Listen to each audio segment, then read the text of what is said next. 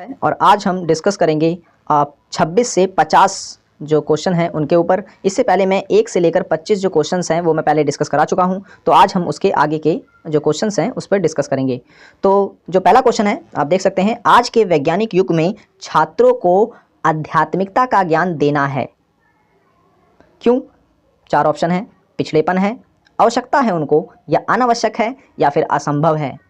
तो 4 में से जो इसका सही आंसर है वो है आंसर डी, कि उन्हें इस वैज्ञानिक युग में आध्यात्मिकता के जो ज्ञान होता है उनकी आवश्यकता है, इस कारण उन्हें ये जो है ज्ञान देना है।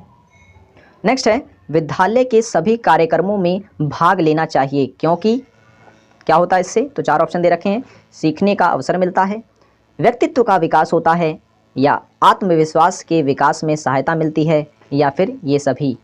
तो 27 का जो आंसर है वो है आंसर नंबर डी, यानी अगर विद्यालय के सभी कार्यक्रम में कोई विद्यार्थी भाग लेता है तो उसे कुछ ना कुछ सीखने का अवसर मिलता है, उसके व्यक्तित्व का विकास होता है और उसके अंदर आत्मविश्वास बढ़ता है। नेक्स्ट, किसी भी विषय वस्तु को छात्रों को सरलता से सिखाने के लिए अध्यापक का सर्वप्रथम गुण होना चाहिए। कौन सा गुण होना चाहिए? 4 दे रखे हैं यहाँ पर। पहला, आत्मविश्वास होना चाहिए। दूसरा, विषय वस्तु का ज्ञान होना चाहिए। तीसरा, प्रभावी अभिव्यक्ति होना चाहिए, या फिर सहृदयता होनी चाहिए। तो 28 का आंसर आप गैस करें।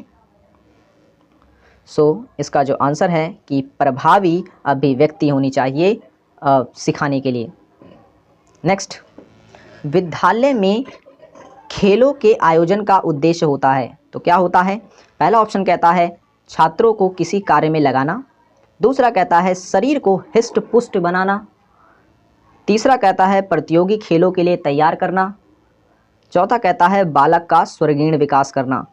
तो इसका आंसर आप गैस करें। इसका जो आंसर है वो है आंसर डी, कि बालक का सर्वांगीण विकास करना।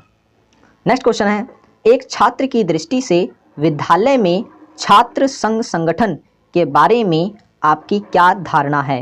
यानी छात्र संघ संगठन जो होते हैं विद्यालय वगैरह में, उसके बारे में आप क्या सोचते हैं? 4 ऑप्शन दे रखा है। पहला कहता है कि इनसे कोई लाभ नहीं है। दूसरा कहता है विद्यालय में दादागिरी फैलती है। तीसरा कहता है छात्रों के तीसरा जो कहता है वो कहता है शिक्षकों के अन्यायों के विरुद्ध लड़ने का एक साधन है। और चौथा कहता है छात्रों में नेतृत्व की भावना बढ़ती है। तो इसका आंसर जो है वो है डी, यानी छात्रों में नेतृत्व की जो भावना होती है वो बढ़ती है जब विद्यालयों में छात्र संघ संगठन इत्यादि को बनाया जाता है। नेक्स्ट क्वेश्चन है, शिशुओं के लिए शिशुशाला में आवश्यक है क्या चीज़? पहला है खेल के अवसर प्रदान करना। दूसरा कहता है सामान्य ज्ञान देना। तीसरा कहता है भाषा पढ़ाना। और चौथा कहता है कहानियों को सुनना। तो 31 में जो आंसर है वो है आंसर डी, खेल के अवसर प्रदान करना। तो ये इसका आंसर है। नेक्स्ट है क्वेश्चन नंबर 32, एक अच्छी पाठ्य पुस्तक वह है जो अन्य विशेषताओं के अतिरिक्त अनिवार्य रूप से सम्मिलित करती है। क्या चीज़? 4 ऑप्शन है। परीक्षकों का निर्देशन। दूसरा कहता है गृह कार्य के अभ्यास। तीसरा कहता है शिक्षकों को निर्देश। चौथा कहता है प्रकरणों की सूची। तो इसमें से जो आंसर है वो है आंसर सी, यानी शिक्षकों को निर्देशन या निर्देश। नेक्स्ट क्वेश्चन है, वर्तमान समय में प्राइमरी शिक्षा की दुर्दशा का मुख्य कारण क्या है? 4 ऑप्शन है। पहला कहता है एकांकी परिवार। दूसरा कहता है छात्रों का दूरदर्शन में अधिक समय व्यतीत करना। तीसरा कहता है गाइड पुस्तकों पर भरोसा करते हैं जो लोग। और चौथा कहता है शिक्षक छात्र का विषम अनुपात। तो क्या ऐसे कारण हैं जिससे कि प्राइमरी जो शिक्षा है वो बर्बाद हो चुकी है? तो इसका जो आंसर है वो है आंसर डी, जो शिक्षक व छात्र की जो विषमता है वो इसका प्रमुख कारण है, कि छात्रों की संख्या ज़्यादा है और शिक्षक जो हैं वो कम है। नेक्स्ट क्वेश्चन है, सभी बच्चों की एक ही समस्या है, तो आप उनकी समस्या का समाधान कैसे करेंगे? तो पहला ऑप्शन कहता है एक एक कर। दूसरा कहता है सामूहिक ढंग से।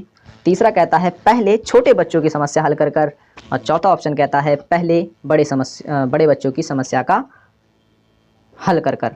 तो चार ऑप्शंस में से जो इसका सही आंसर है वो है सामूहिक ढंग से, क्योंकि अगर एक एक करके जो समस्या है उसका समाधान किया जाएगा तो समय अधिक लग सकता है।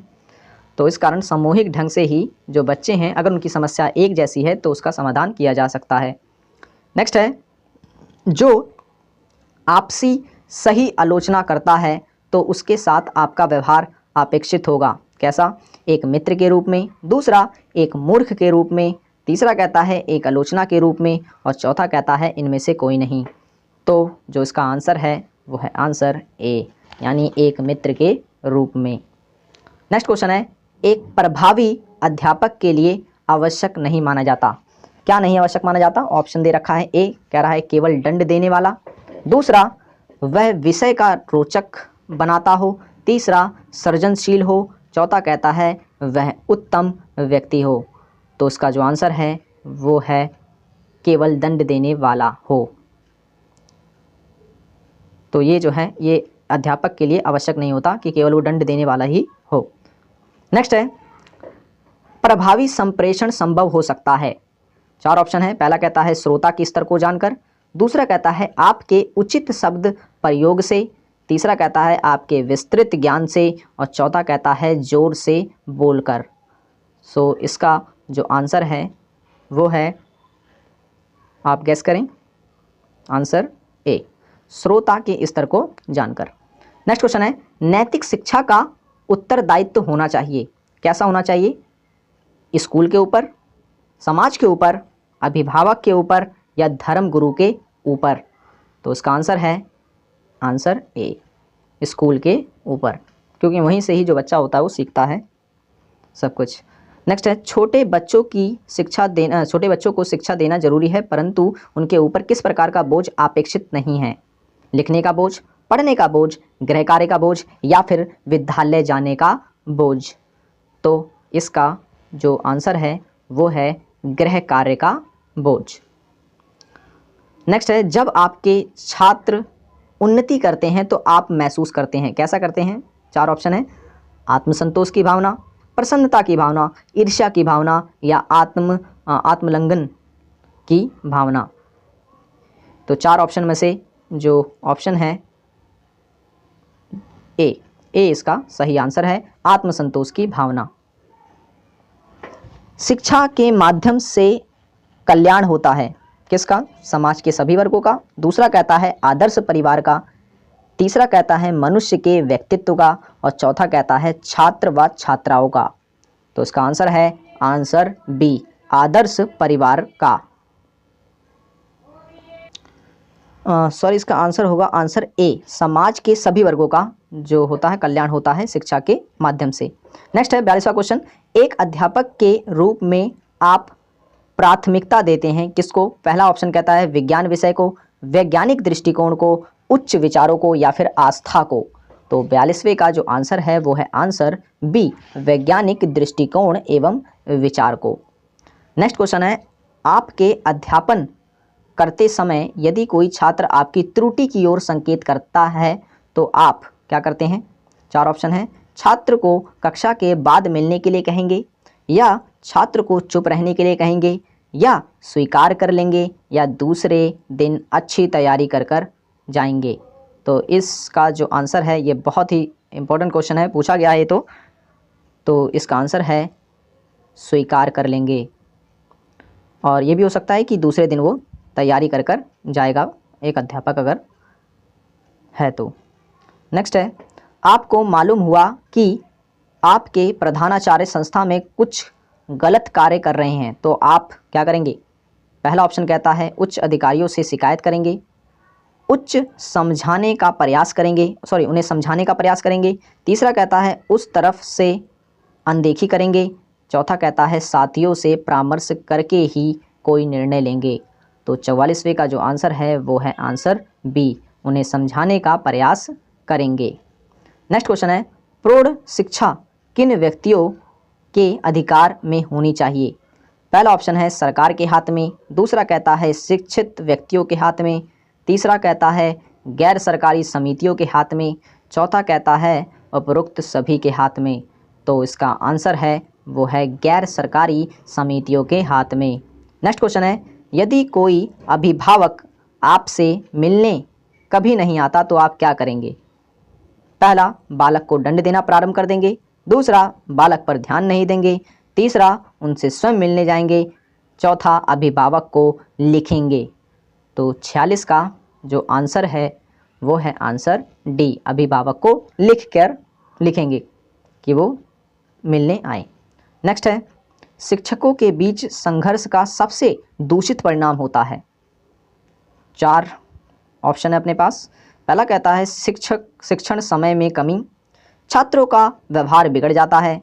तीसरा कहता है पाठ्य सामग्री क्रियाएं प्रभावित होती हैं। चौथा कहता है प्रधान अध्यापक तथा अध्यापकों के संबंध खराब हो जाना। तो ये होते हैं दूषित परिणाम। तो इनमें से कौन सा है शिक्षकों के बीच संघर्ष का परिणाम? तो आंसर है इसका 47 का वो है बी, छात्रों का व्यवहार बिगड़ जाना। नेक्स्ट है, छात्रों में अनुशासन बनाए रखने के लिए एक शिक्षक की कौन सी भूमिका सराहनीय है? पहला ऑप्शन कहता है शिक्षक की अपनी योग्यता। दूसरा कहता है शिक्षक का विचार। तीसरा कहता है शिक्षक का व्यक्तित्व, या फिर शिक्षक की कक्षा प्रबंध की क्षमता।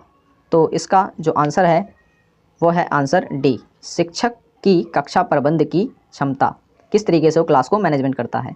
नेक्स्ट है, किस विद्वान ने कहा था कि शिशु का मस्तिष्क कोरी स्लेट होता है, उसमें बचपन में जो डाला जाए वो उस पर लिखता जाता है या फिर उसे वो ग्रहण करते जाता है? तो वो विद्वान थे प्लेटो, जिनकी किताब का नाम मैं बता चुका हूँ, रिपब्लिक है।